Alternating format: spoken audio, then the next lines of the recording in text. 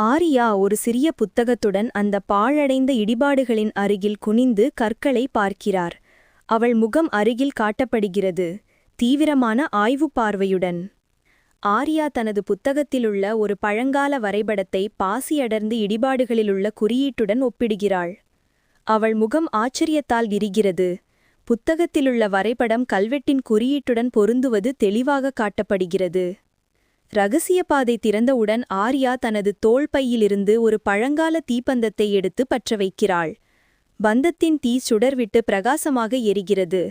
அவளது முகத்தில் ஒரு தீவிரமான தீர்மானத்தை காட்டுகிறது. ஆரியா தீப்பந்தத்துடன் இரகசிய பாதைக்குள் இறங்குகிறார். உள்ளே உள்ள நீண்ட ஒற்றை பாதை அவளது தீப்பந்த வெளிச்சத்தில் மர்மமாக தெரிகிறது. சுவர்களில் விசித்திரமான இருண்ட நிழல்கள் படர்கின்றன.